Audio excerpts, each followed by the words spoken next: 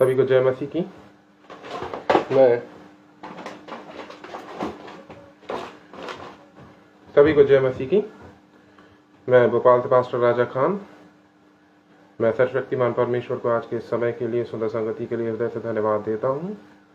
मैं धन्यवाद देता हूँ ब्रदर अनुपम डेविड को कि उन्होंने मुझे ये मौका दिया कि मैं आगरा मसीह मंडली के स्टेज पर आ सकूं और परमेश्वर पिता के जीव सामर्थी अनुग्रहकारी वचन का मैं आप सबके सामने प्रचार कर सकूं। मैं इसके लिए पिता परमेश्वर को और भाई को हृदय से धन्यवाद देता हूं। आज के समय के लिए, इस सुंदर संगति के लिए मैं हृदय से धन्यवाद देता हूं। सिस्टर स्मिता बर्वे को भी कि मुझे ये मौका मिला कि मैं उनके द्वारा फेसबुक पर इस तरीके से जो मसीही संगतियां जो होती हैं मैं उसमें जुड़ने पाता हूं। मैं इसके लिए परमेश्वर पिता को हृदय से धन्यवाद देता हूं।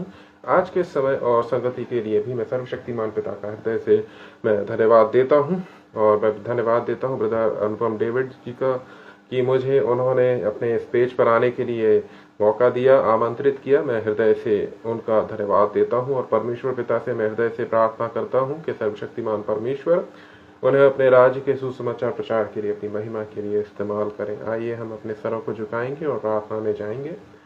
दयालु प्यारे पिता परमेश्वर, प्रेमी दयालु प्यारे पिता, इस समय सुंदर संगति के लिए हम आपको धन्यवाद देते हैं। खुदावंद, ये आपकी बड़ी कृपा है कि आप हम सबसे प्रेम करते हैं। अनुग्रहकारी दयालु प्यारे पिता, धन्यवाद आपको प्यारे पिता कि आपने अपने इकलौते बेटे को सारी मानव जाति का उद्धारकर्ता बनाकर भेज दिया। मैं इसके लिए आपका धन्यवाद देता हूँ। खुदावंद, हमसे प्रेम करने वाले दयालु प्यारे पिता, अनुग्रहकारी परमेश्वर, आपकी बड़ी कृपा हम सब पर है, इसके लिए आपको धन्यवाद देता हूँ। आज आप अपने पवित्र शास्त्र में से अपने जीवित सामर्थ्य अनुग्रहकारी वचन के द्वारा प्यारे पिता जो आप अपने लोगों से बात करते हैं, आपसे विनती करता हूँ, बोलने वाला मैं नहीं पर आप होइएगा। हम सबसे बातें कीजिएगा और होने दीजिएगा दयालु प्यारे पिता परमेश्वर। आज का वचन प्यारे पिता आपके लोगों में प्यारे पिता उनके जीवन में एक ऐसी भूमि पर पड़े जहां से वो 100 गुना फल लाए प्यारे पिता। मैं प्रार्थना करता हूँ आपके लोगों को आपके बलवंत हाथों में सौंपता हूँ, अपने आप को आपके बलवंत हाथों में सौंपता हूँ। मेरी ऐसी हैसियत नहीं प्यारे पिता कि मैं आपके सामर्थ्य वचन का प्रचार कर सकूं, लेकिन खुदावंदी आपकी कृपा है कि आपने मेरे जैसे शख्स को प्यारे पिता अपने राज्य के सुसमाचार अपनी महिमा के लिए चुना है। इसलिए आपको धन्यवाद देता हूँ पिता। इस निवेदन को मैं अपने प्रिय उद्धार करता और आपके इकलौते प्यारे बेटे अपने यीशु नासरी के सामर्थ्य नाम से मांगता हूँ पिता। इस प्रार्थना में सिर्फ आपकी इच्छा पूरी हो दयालु प्यारे पिता, प्रेमी पिता। आमीन आमीन आमीन। सभी को जय मसीह की। मैं एक बार फिर से परमेश्वर पिता को हृदय से धन्यवाद देता हूँ। मैं सर्वशक्तिमान परमेश्वर को हृदय से धन्यवाद देता हूँ कि मुझे ये सुंदर समय मिल सका। हम सभी मसीही लोग दिसंबर महीने में प्रभु यीशु मसीह के जन्म दिवस की तैयारी के लिए लगे हुए हैं। अपने व्यक्तिगत तरीके से हम जो भी अपना योगदान हो सकता है उसे हम देते हैं और देना भी चाहिए। ये बहुत अच्छी बात है। क्रिस्ट जन्मोत्सव मसीहियों के लिए बहुत ही आनंद का विषय है और ये सारी मानव जाति के लिए आनंद का विषय है। प्रभु यीशु मसीह हम सबसे प्रेम किया और जब मानव जाति के लिए कुर्बान होने की बारी आई, वो खुशी खुशी अपने स्वर्गीय राज्य को, अपनी गद्दी को छोड़ा और हमारे लिए इस पृथ्वी पर आ गया। इसके लिए पिता परमेश्वर का, प्रभु यीशु मसीह का हृदय से धन्यवाद देता हूँ। जो आज का जो वचन है, जो मैंने आज का वचन आप सबके सामने रखने के लिए चुना है, वो वचन हमें पवित्र शास्त्र में मिलता है। पवित्र शास्त्र के हम पढ़ लेंगे।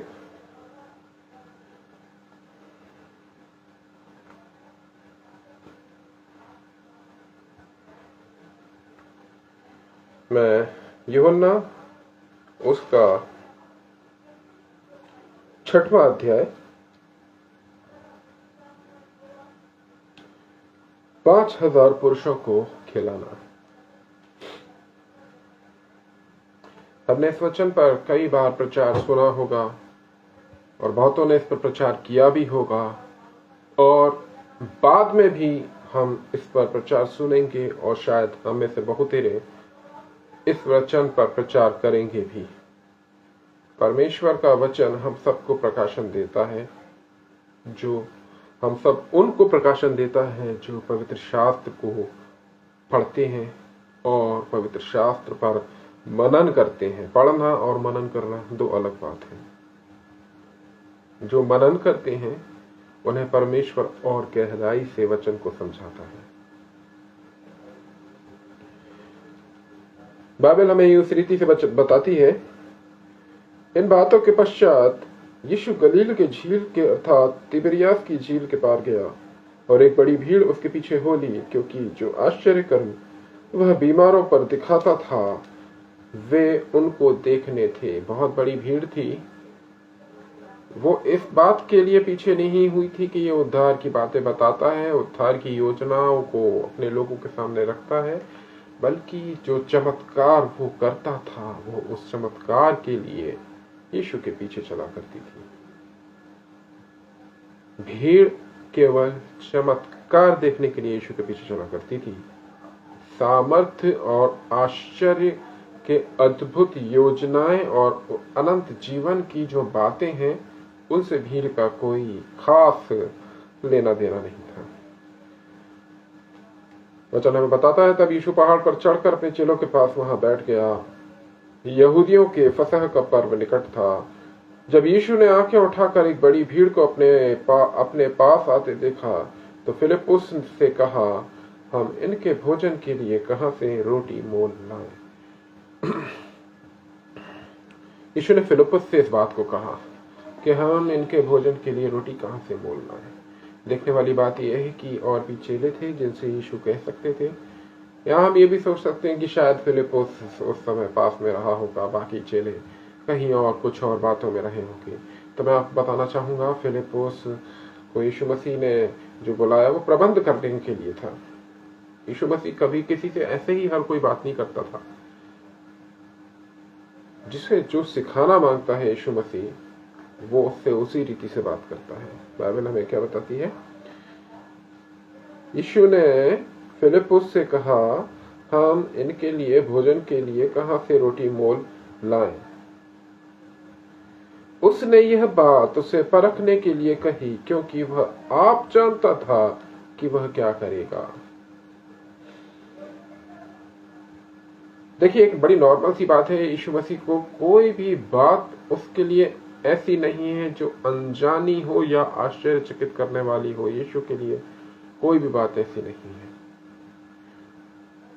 लेकिन परिस्थितियां आपके और हमारे सामने ऐसी होती हैं जो हमें आश्चर्यचकित कर सकती हैं। यीशु के लिए कोई परिस्थिति ऐसी नहीं है जो उसे आश्चर्यचकित कर सके। यीशु हर बात के लिए जानता है कि आगे चल के उसे क्या करना है, आगे क्या होना है। ऐसी हर बात यीशु को पता है।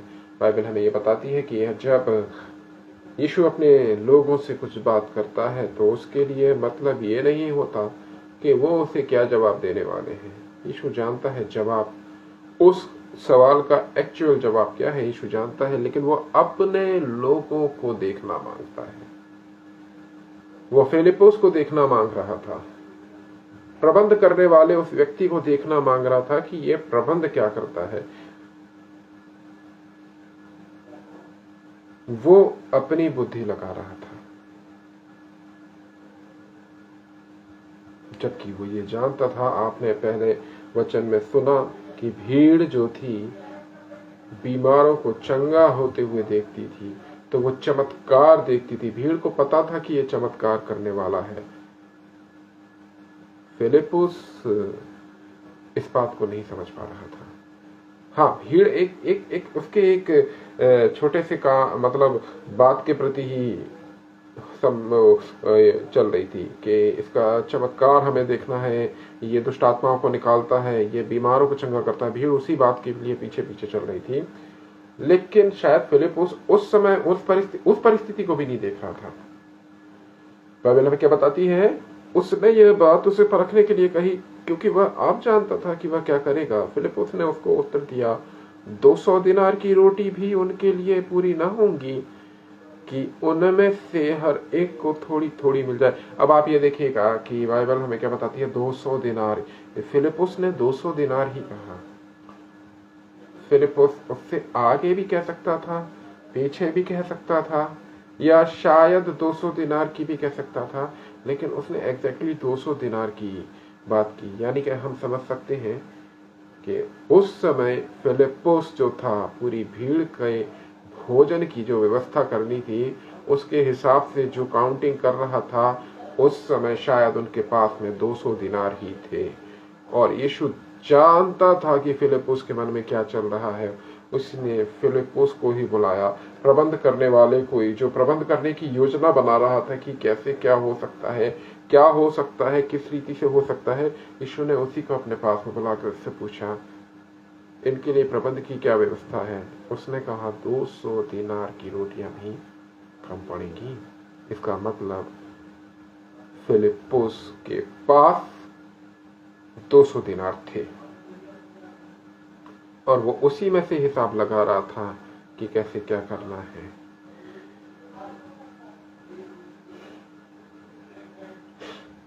फिलिपुस ने उसको उत्तर दिया, 200 दिनार की रोटी भी उनके लिए पूरी ना होगी कि उनमें से एक एक को थोड़ी भी मिल पाए, थोड़ी थोड़ी मिल जाए।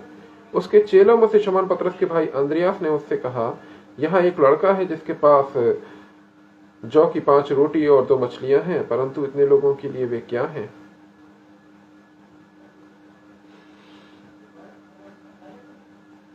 जरा ध्यान दीजिएगा, एक लड़का है जिसके पास कुछ रोटियां हैं, भोजन की कुछ वस्तु है। मेरे प्रिय भाई बहनों, मैं आपको ये चीज बार बार इसलिए जो कुछ बातों को ध्यान देने के लिए बोल रहा हूं, मैं वो इसलिए कह रहा हूं। ध्यान देने लायक बात यह है, फिलिपुस के जेब में जो था उसके हिसाब से, फिलिपुस में जो, मैं जेब एक्चुअली में तो मैं ऐसे कहना चाहूंगा, जो यीशु के संग जो चेले चल रहे थे, फिलिपुस से जब यीशु ने कहा कि इतने लोगों की भोजन की व्यवस्था करनी है, तो उसने कहा 200 दिनार की रोटियां भी कम पड़ सकती हैं कि थोड़ी थोड़ी भी मिल जाए इतने भीड़ को। और वहीं एक लड़का है जिसके पास में भोजन की कुछ व्यवस्था है।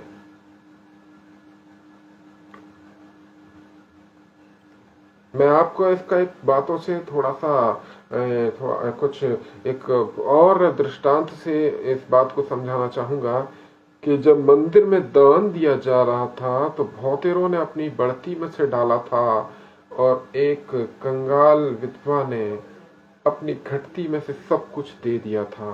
और यीशु ने कहा था कि सबसे बड़ा दान इसने डाला है, क्योंकि बहुतों ने तो अपनी बढ़ती में से थोड़ा डाला है, किंतु इसने अपनी घटी में से अपनी सारी जीविका दे दी है। फिलिपुस जो था वो ये कह रहा था 200 दिनार की रोटियां भी कम पड़ेंगी। और वही अंद्रियास ने इस बात की खबर यीशु को दी कि एक लड़का है जिसके पास में भोजन की कुछ वस्तु है। ये एक लड़के के पास में भोजन की कुछ वस्तु कैसे पता चल सकती यदि वो एक लड़का खुद बताता ही नहीं कि उसके पास में क्या है। तो हमने जो अभी भीड़ की तादाद सुनी, ये 5000 है। अब 5000 लोगों में किसके पास क्या है, ये चेले तो कैसे जान पाएंगे। ये सोचिए, चेले कैसे जान पाएंगे इस बात को कि 5000 से ज्यादा, 5000 की जो भीड़ है इनके पास में क्या होना चाहिए, कुछ होना चाहिए। किसी के पास में कुछ ब्रेड का टुकड़ा हो, किसी के पास में कुछ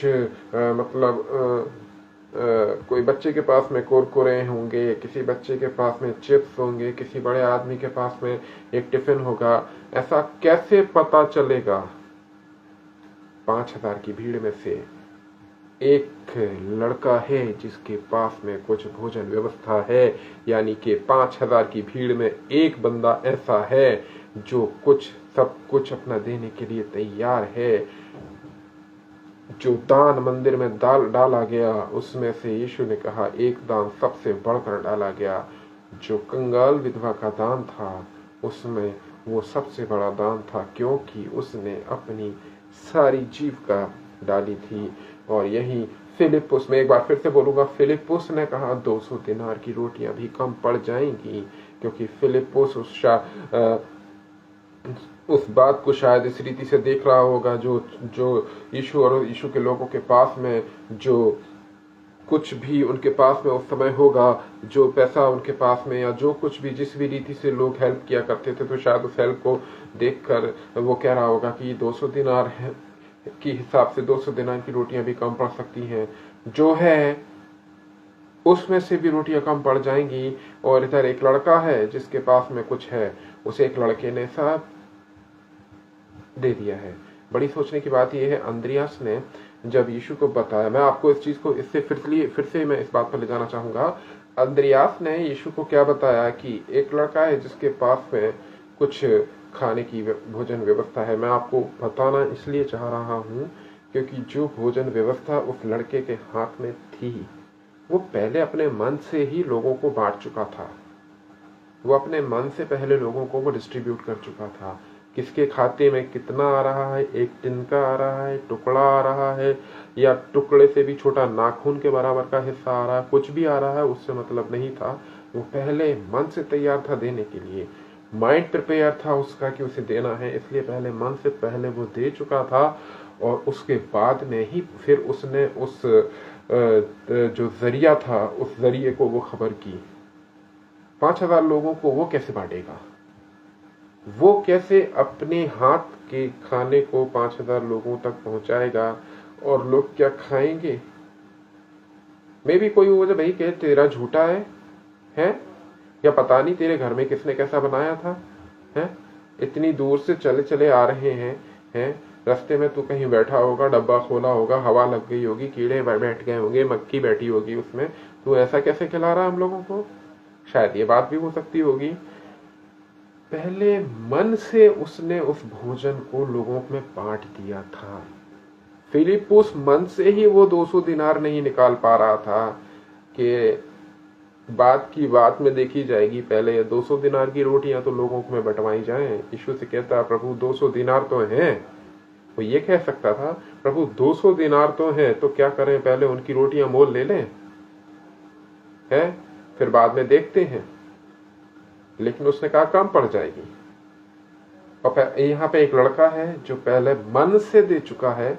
आप सोच सकते हैं, मैं इस बात को इस तरीके से कहना चाहूंगा, वो पहले मन से दे चुका था और उसको यकीन था कि जो टिफिन जो उसके हाथ से जा रहा है इतने लोगों में बटेगा तो उसको मिलेगा वापस, कुछ मिलेगा या नहीं मिलेगा, वो उसको प्रिपेयर था। तो इसलिए उसका टिफिन एक्सेप्ट किया गया। आप ये देखेंगे उन 200 दिनार की कोई जिक्र नहीं हुई है बाद में कि ऐसा यीशु ने कहा हो कि ओके लाओ वो टिफिन लेके आओ और वो 200 दिनार की भी ले आओ, उसकी रोटियां खरीदो, फिर मैं ये टिफिन के बारे में सोचता हूं इसको किस तरीके से यूज करना है। मन तैयार नहीं है, यीशु ने उस चीज को एक्सेप्ट नहीं किया है। घटती में यदि बढ़ती चाहिए है तो जो मेरे पास है उसे पूरी रीति से यीशु के हाथ में सौंपना अति आवश्यक है।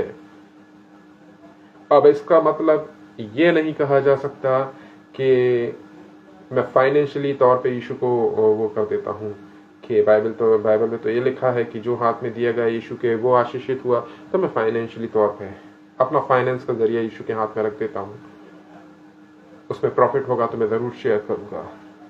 यीशु कभी फाइनेंस पर फोकस कभी नहीं किया। वो कभी ऐसे बंदों को नहीं चुना जिनका फाइनेंशियल स्टेटस अच्छा है इसलिए मुझे इसको चाहिए है, बाकी जिसका नहीं है नहीं चाहिए है। यीशु ने हमेशा इस बात पे फोकस कराना चाहा, अपना माइंडली स्टेटस जो है वो स्ट्रॉन्ग रखो, परमेश्वर के प्रति इस बात को समर्पित में रहो, मन तुम्हारा समर्पित रहे, बाकी सारी चीजें परमेश्वर स्वयं इंतजाम करेगा। 10वें पद में बाइबल हमें ये बताती है, यीशु ने कहा लोगों को बैठा दो। उस जगह बहुत घास थी, तब लोग जिनमें पुरुषों की संख्या लगभग 5000 थी बैठ गए। यीशु ने कहा लोगों को बैठा दो और 5000 के तकरीबन वो लोग जो थे बैठा दिए गए। पुरुषों की जो संख्या थी 5000, उन्हें वहां क्या किया, बैठा दिया गया। फिलिप्पुस ने कहा 200 दिनार की रोटियां भी कम पड़ेंगी, और उस लड़के का ये था, मेरे पास में कुछ है। फिलिप्पुस ने कहा 200 दिनार की रोटियां कम पड़ेंगी, उस लड़के का, अंद्रियास ने कहा एक लड़का है जिसके पास में कुछ है। सोचने का है बात ये कि शायद उसके पास में जो खाने का सामान था, मे बी वो भी 200 दिनार से कम का होगा, वो शायद 200 दिनार से कम का होगा। और फिर बाद में हम ये भी कहीं नहीं पढ़ते हैं कि उस लड़के ने वो टिफिन दिया था तो उसकी वजह से उसके घर में आशीष आई, या उसका घर आशीषों से भर गया।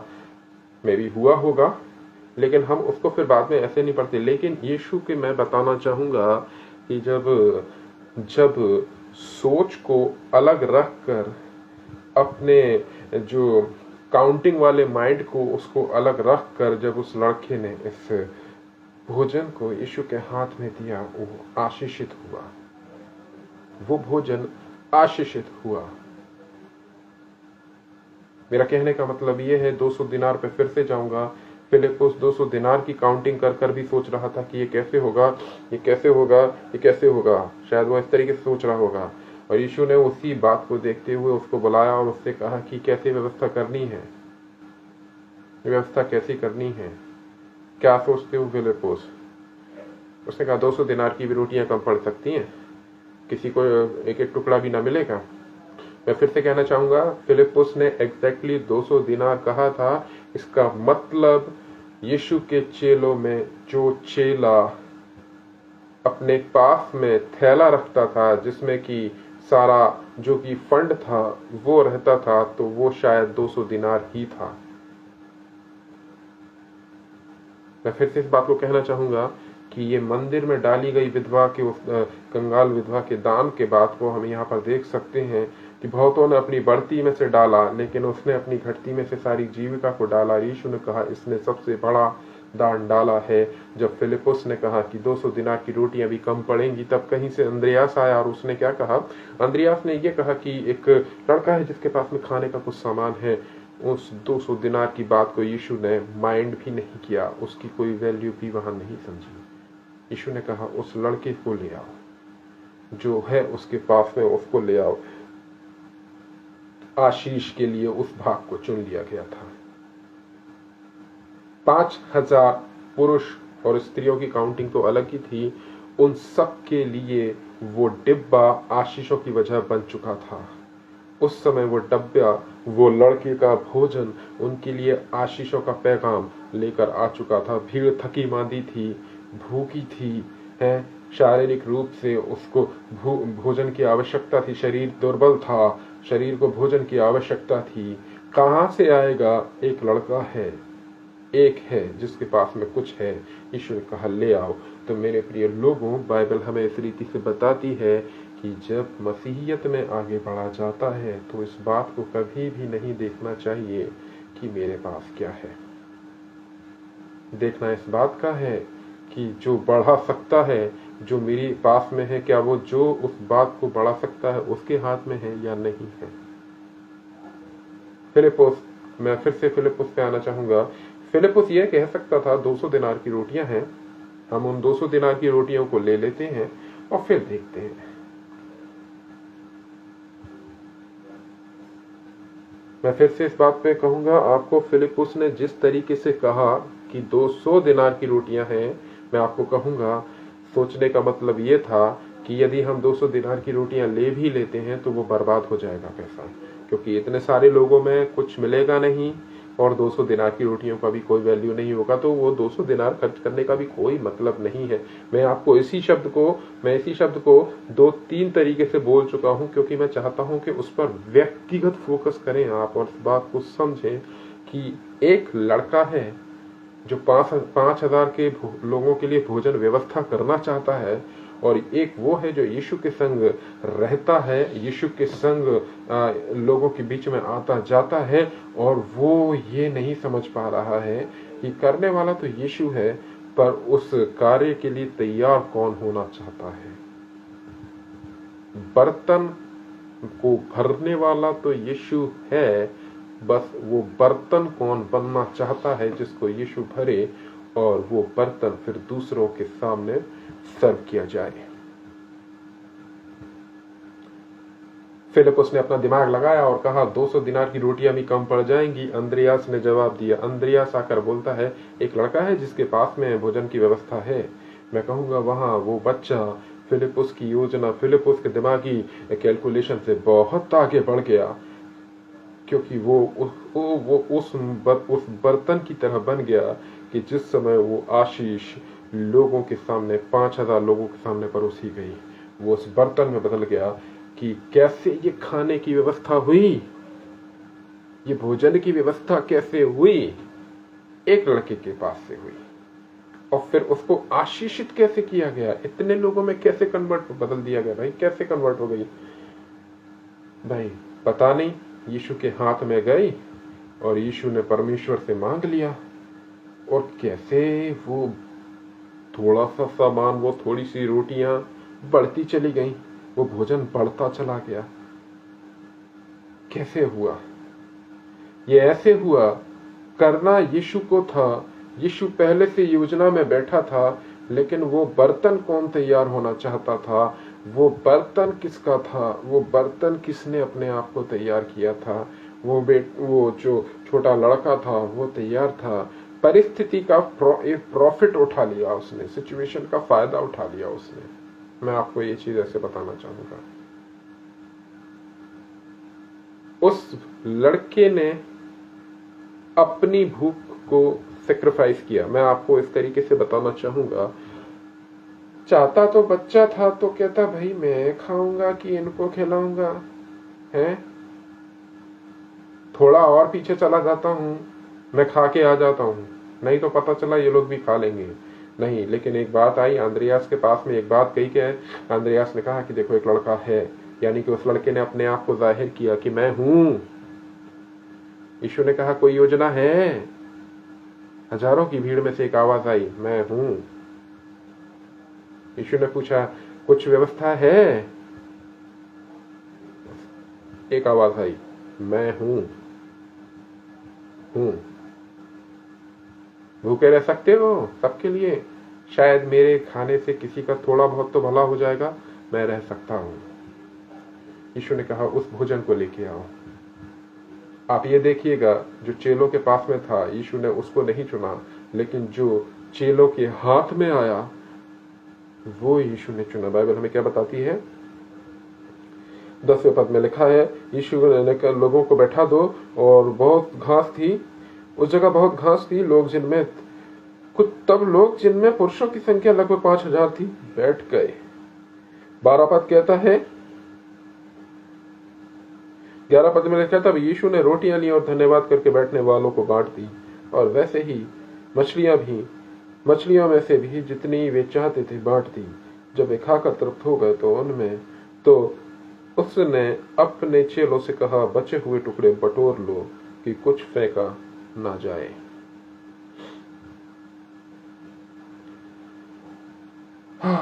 सोचने लायक बात यह है, यदि यहां पर 200 दिनार सर्व कर दिए जाते तो क्या होता।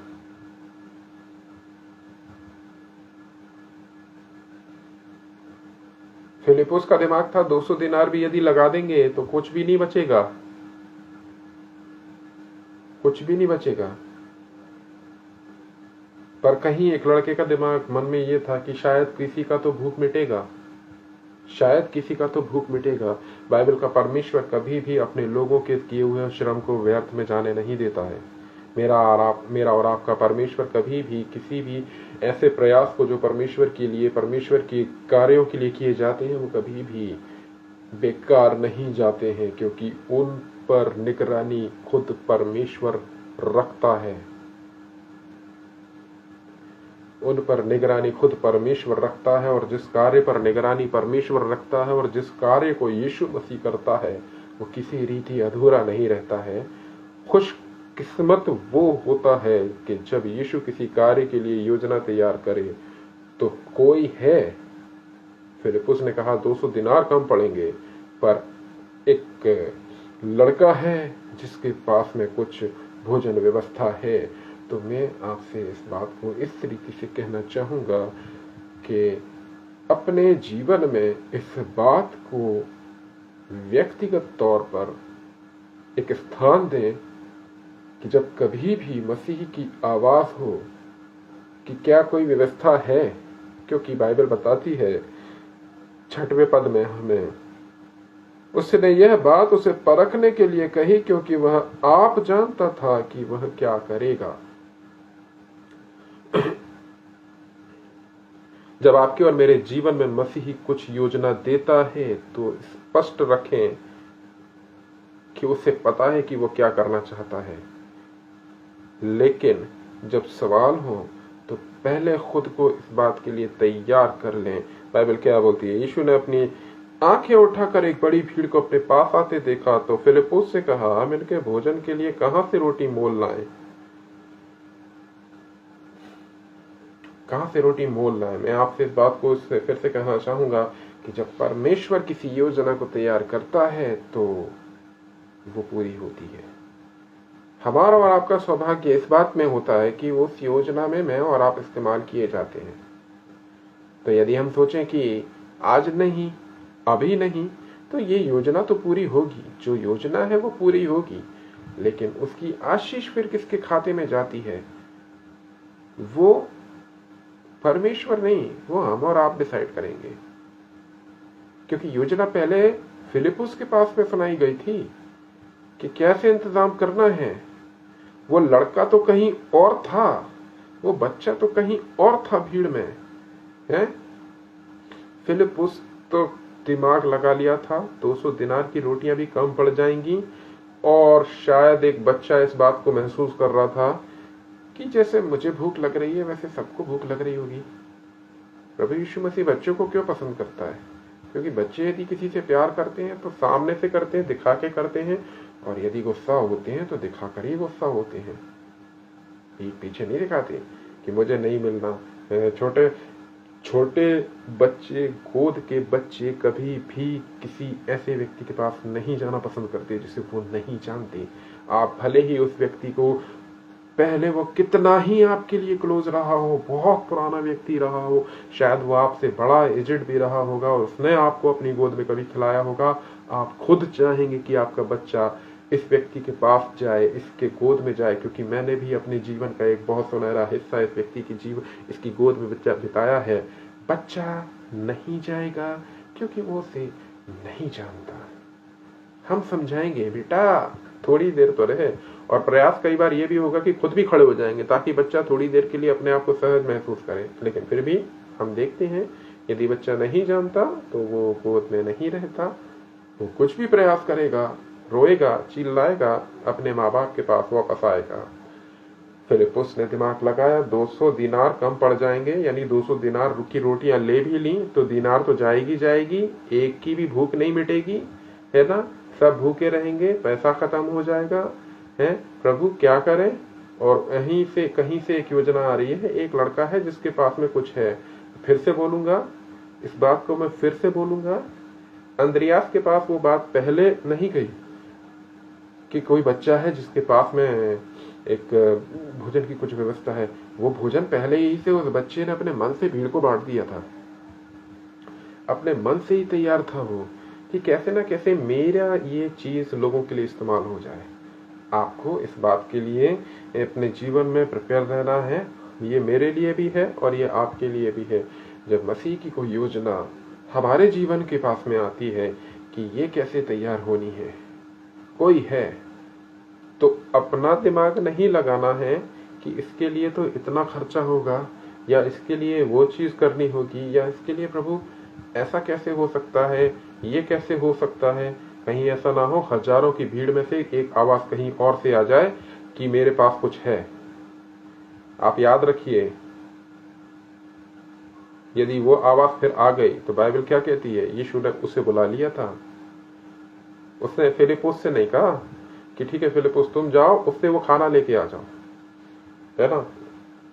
उसकी जो योजना है, जो उसके पास में है, वो लेके आ जाओ, क्योंकि यीशु को वो योजना अंजाम देनी है, चाहे वो अपने लोगों के द्वारा दे, चाहे कोई और जो परमेश्वर के राज्य का खोजी है वो आगे आना चाह रहा है। क्योंकि बाइबल हमें बताती है कि और भी ऐसी संतानें हैं जो परमेश्वर के राज्य को खोजती हैं और दिल से चाहती हैं कि वो परमेश्वर के राज्य को ढूंढें, तो ये वो दौड़ है जिसमें आपको और मुझको यदि दौड़ना है तो अपनी रेस में नंबर 1 ही आना है। यीशु की कोई योजना, परमेश्वर की कोई योजना हमारे और आपके जीवन में यदि दस्तक देती है और परमेश्वर का आत्मा बात करता है और कहता है कि ये कैसे होना है, तो हमें नहीं सोचना ये कैसे होना है, हमें इतना ध्यान होना चाहिए तूने बताया मतलब होना है, कैसे होगा ये भी तू जानता है, मुझे इसमें इस्तेमाल होना है। सर्वशक्तिमान परमेश्वर इन वचनों के द्वारा हम सभी को आशीषित करें। एक बार फिर से आज के सुंदर समय के लिए मैं धन्यवाद देता हूँ सर्वशक्तिमान परमेश्वर को, मैं धन्यवाद देता हूँ आगरा मसीह मंडली की इस पेज को, मैं धन्यवाद देता हूँ आप सभी का, मैं हृदय से धन्यवाद देता हूँ। और सर्वशक्तिमान परमेश्वर से मैं प्रार्थना करता हूँ कि आने वाला नव वर्ष आप सभी के लिए आशीषित हो, आनंदमय हो और परमेश्वर जो योजना आप सबके जीवन में देता है उसे आप और हम तत्परता के साथ बिल्कुल तैयार रहें कि हाँ, यदि योजना अभी मिली है, प्रभु अभी बता कैसे करना है, दिन हो रात हो कोई सा भी समय हो, क्योंकि परमेश्वर ऐसे ही कोई योजना कभी किसी को नहीं देता और कभी परमेश्वर किसी को परेशान नहीं करता है। आप सभी को जय मसीह की।